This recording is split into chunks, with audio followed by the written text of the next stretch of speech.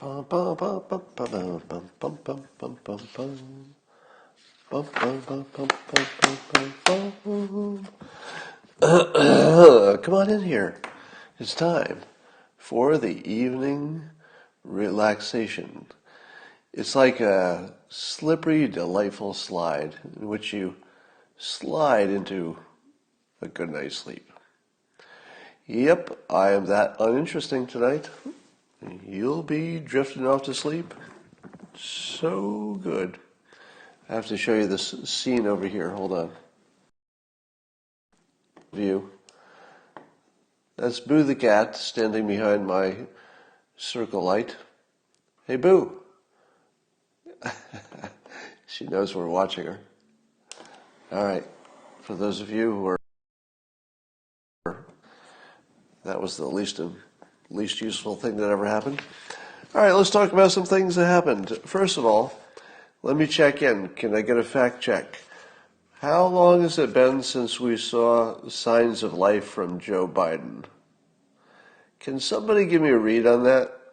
Because I don't think he was around today, right? And is that 3 days in a row? Can somebody give me a fact check on that?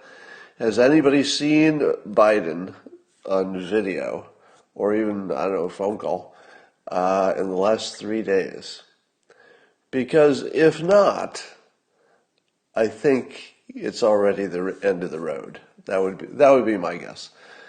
If it's true that it's been 3 days without seeing him, then he's already decided, or he's in the process of deciding to get out of the race.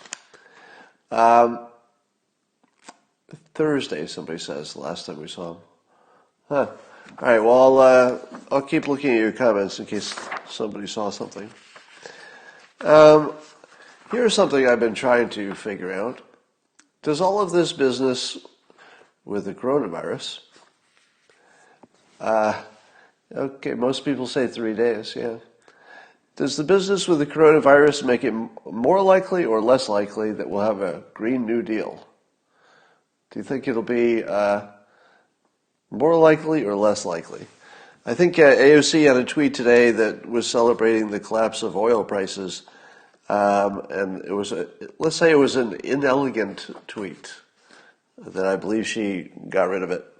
But I'm trying to figure out what happens to the Green New Deal if all the demand for oil goes away, there's no commuting.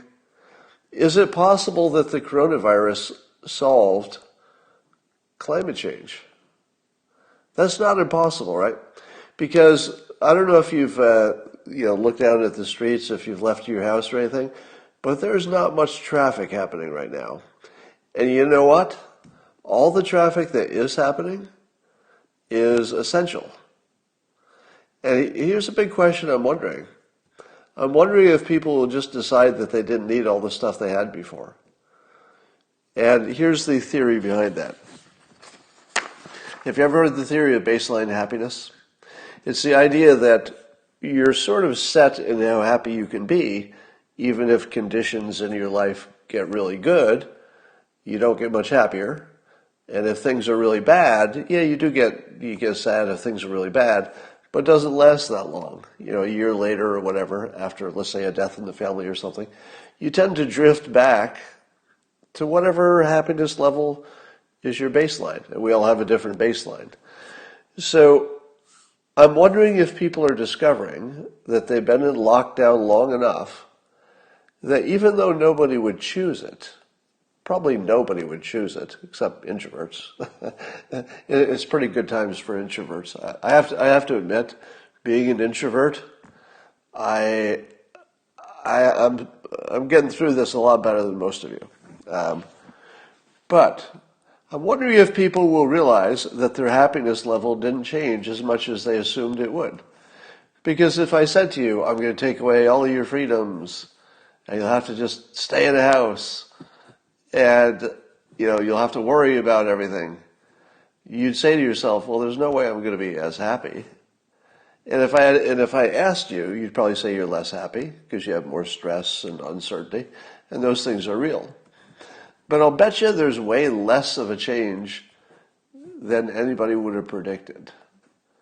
I'll bet that a lot of people are just getting through it just fine. Now the people who are literally worrying about eating are not getting through it fine, but I'll bet you a lot of people are. I would like to give a shout out to the task force for satisfying my need for good explanations of where we are on test kits. Now, as you know, I've just been railing and railing about the task force not giving us useful information because it's out of context. They were just giving us random numbers and stuff. 10,000 ventilators, 15,000 masks, and we couldn't tell, is that enough? Is that too much? And then we ended up with triple the number of ventilators, partly because the projections were overcooked, but partly I think also because we didn't have good visibility of who could do what and how fast and what we would need and all that. But if I had to give a grade to the administration for ventilators, let's say we're just separating the report card and we say, ventilators.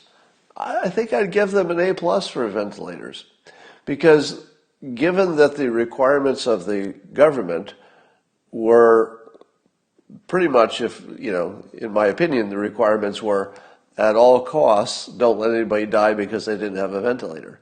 And if that means making too many of them, I think that was the choice that we made.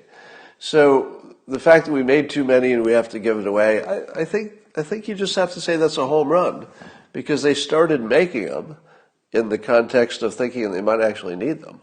And if we have too many, well, that's good news. So I'd give them an A+ on ventilators. Actually, very impressive. It also looks like we're not going to run out of anything else, as far as I can tell. So that looks pretty good too. Looks like we won't run out of anything. But I was always unhappy with not knowing it as it happened. Now, the testing facilities are the other big wild card. And I felt that until today, we were not getting any information that was useful in terms of the public saying, oh, it looks like we'll get out of this in a month or a week or whatever. It seemed like we needed to know where we were on testing, because that was the base of it all. But the task force did a great job today. They brought out some young guy, Brad, somebody who just nailed it. The whole time he was talking, I kept thinking, where have you been hiding this guy? This guy was perfect. He seemed to have a complete command of where we were with test kits and supplies and stuff. And then the other folks, I don't remember all their names, but the generals and the admirals and stuff. And I thought they did a really good job of breaking it down, what's where. And it took a while to get the distinction that sometimes they were talking about the test facility, and sometimes they were talking about the physical supplies that you need to put a sample, in and send it to the lab. So it looks like we were in better shape. We're in good shape in terms of test facilities and machines, and they seem to be everywhere you would need them, all over the states. And we're in less good shape, or at least have been, on the supplies, the swabs and stuff. But it looks like, if you believe the task force report, it looks like we're very, very quickly going to get a good handle on that. But the bottom line, which the president and the task force said, is that the states already have enough to do testing to get to phase 1. And that seems like the minimum requirement. If you have enough to get to phase 1, and that's what we're all shooting for, it's not perfect. We'd all like to have way more tests. But it turns out, even if you had, I forget who said this, but it sounded smart, that even if you had way, way more tests, you would still be so far away from having enough tests to just test everybody that you really couldn't get there. And if you did test everybody, how often do you have to retest? So somebody was pointing out that you really can't get so many tests that you just nail it down because you've tested the crap out of it. That's sort of an impractical goal. I don't know if that's true, but somebody smart said that.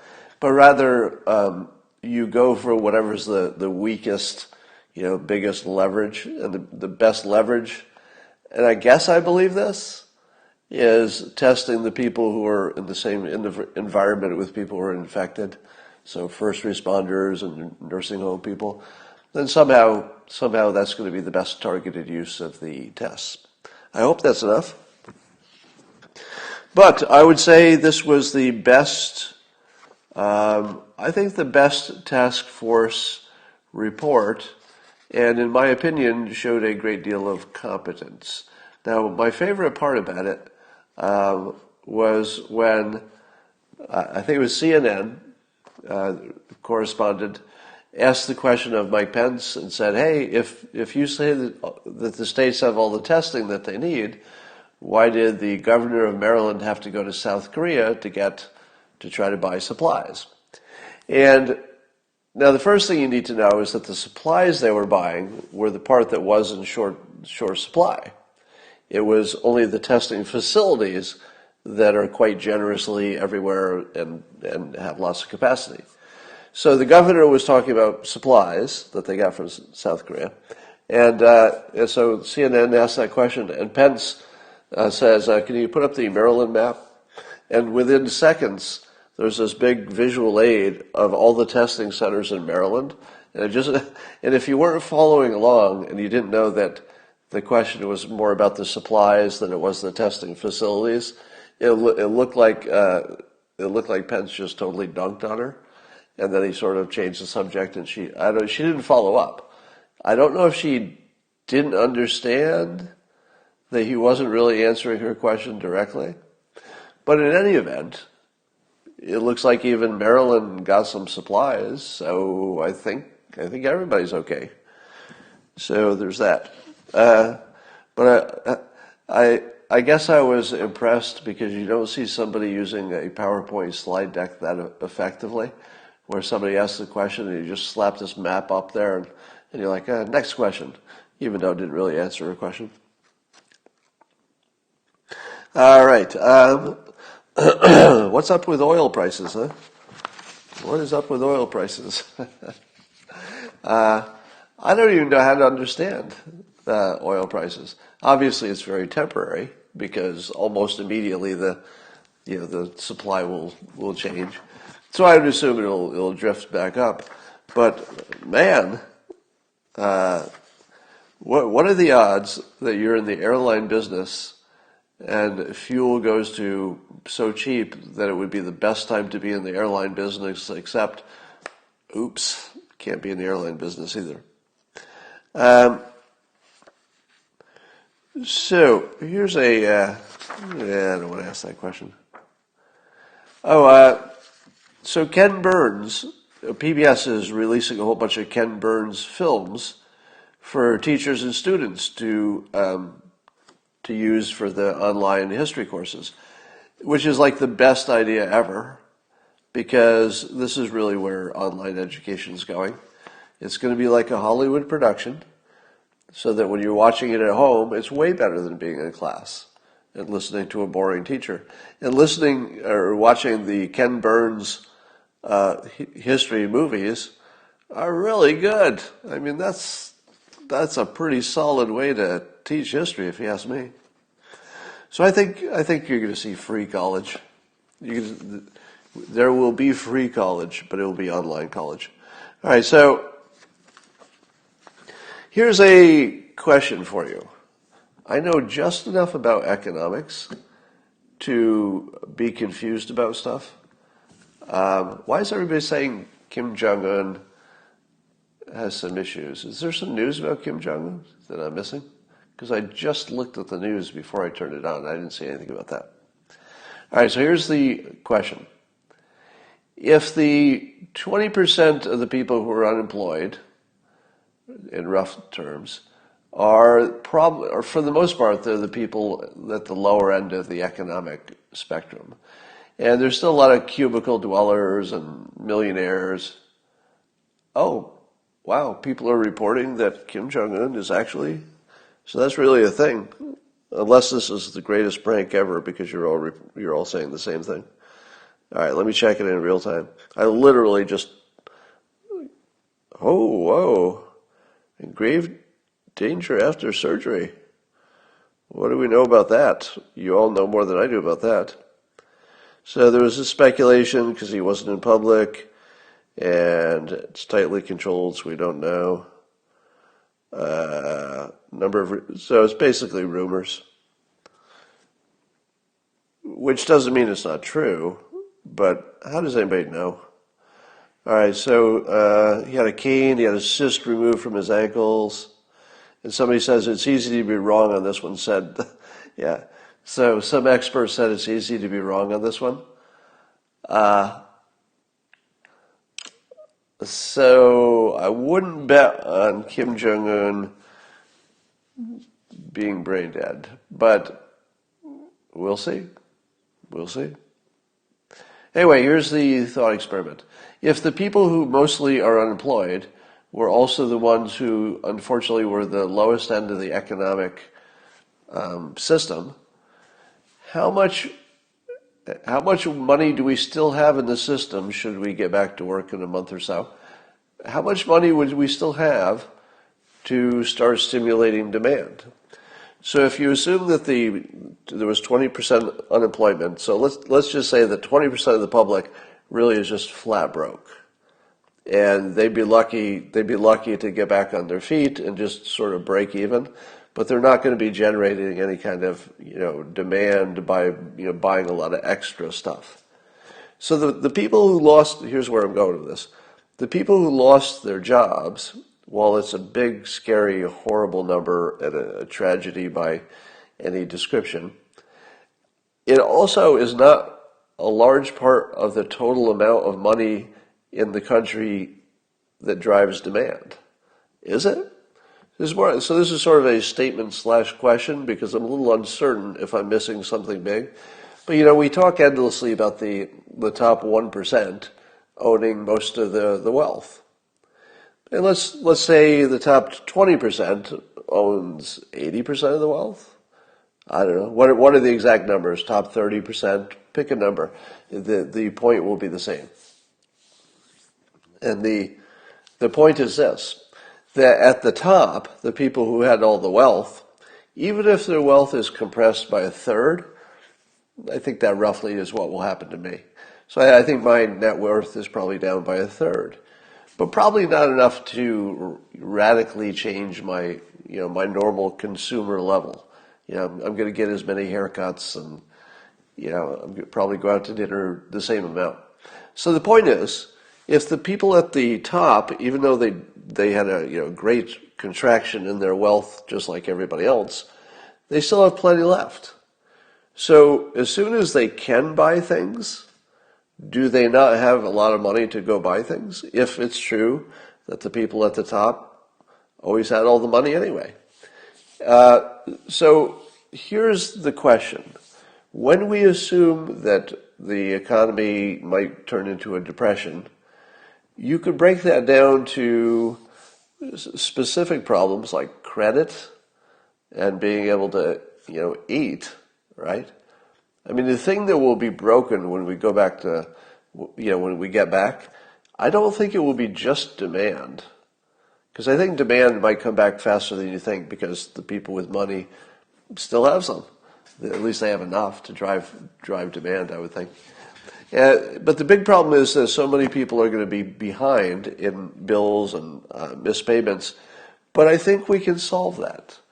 It seems to me that we would be able to fairly cleverly solve the credit problem, either by making exceptions or saying, hey, everybody who went through this, just push all of your bills ahead 3 months, and if that causes some company to go bankrupt, we'll backstop them for a while. There's probably some clever ways we can work through it.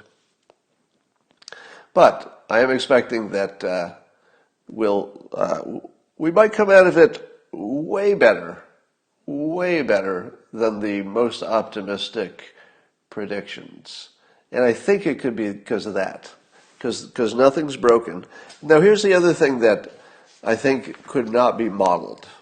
So when the prediction models are figuring out how bad things are going to be, here's something that can't be modeled.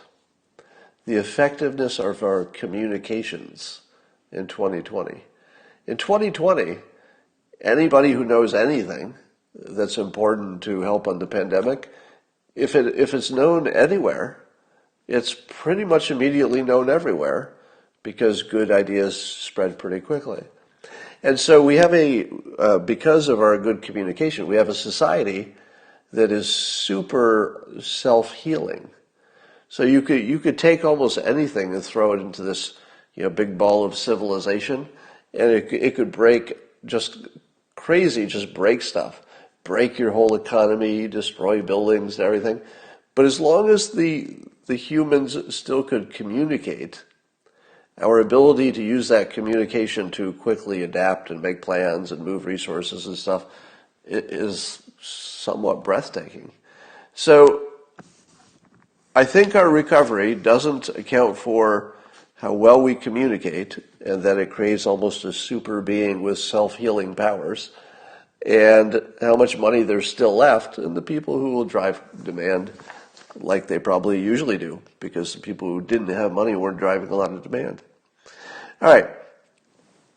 I tweeted an article by an MD, Peter Attia, A-T-T-I-A, if you want to look for him. He's Peter Attia, MD, on Twitter. And it was a really good article, and I'll try to capture the gist of it.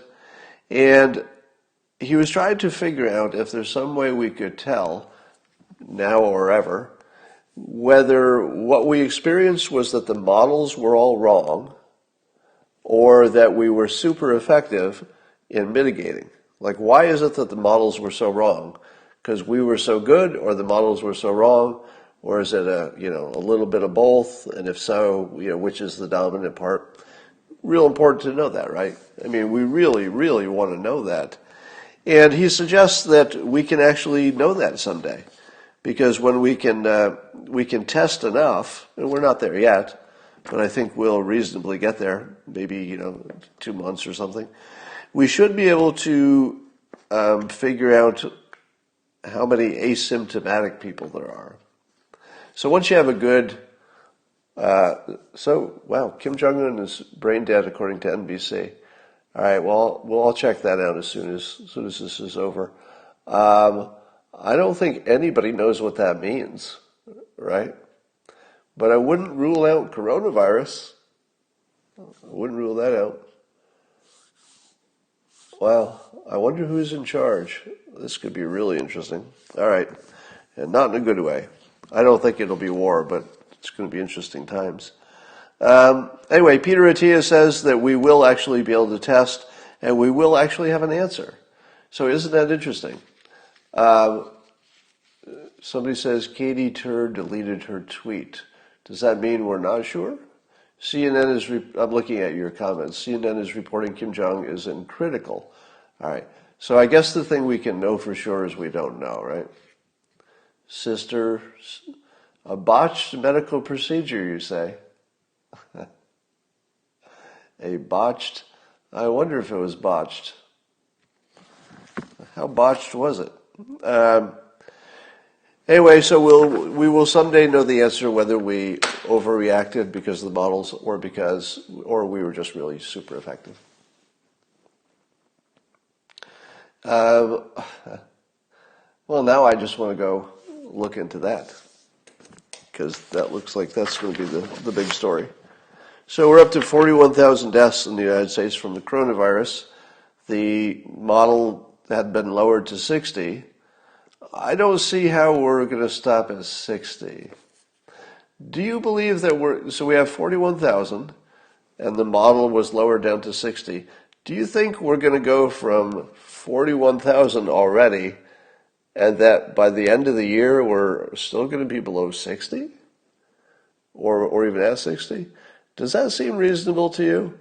Now I get that, you're going to level off and stuff, but aren't we just sort of pushing those deaths into the future?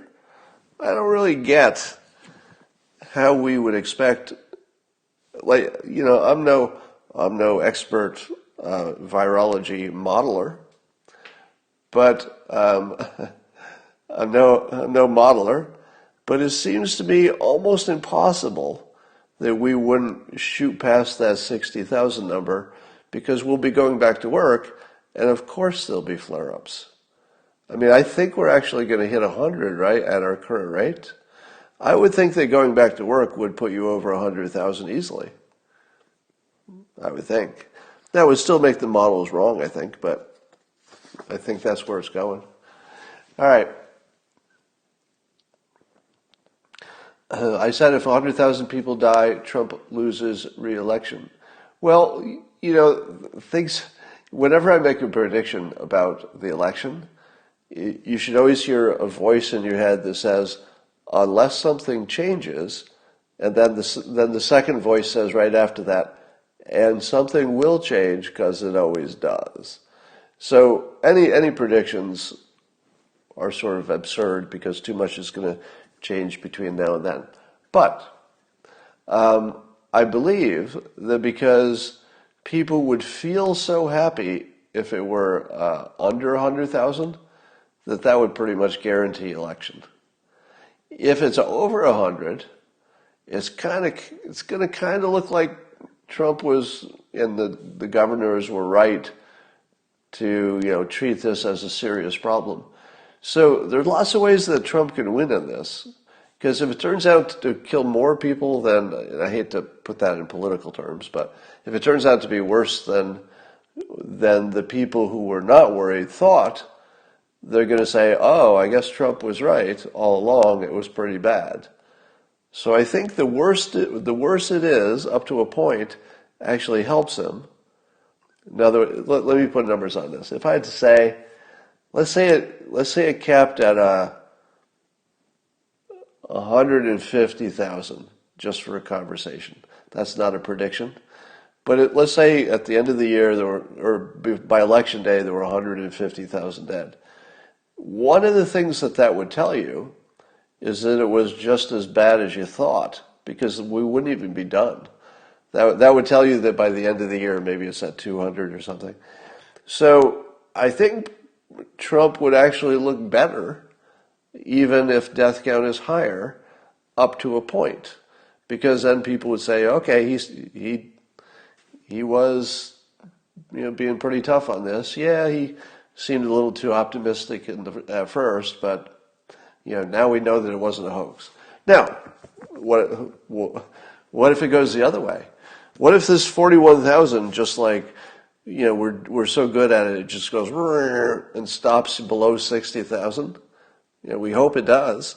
What if it does?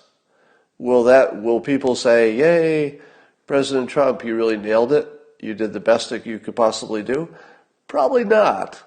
Because even if we've got these, other tests to find out, did the mitigation work, or were the models wrong, or was it both? Even with that, if there's a small number who are dead, people are going to say it was all a hoax and you closed the economy for nothing. Even though that doesn't make sense, because we don't know what would have happened if we hadn't done it. Could go either way. All right, I think we can go check on Kim Jong-un. I would, I'll tell you, somebody's asking me if I'm stoned.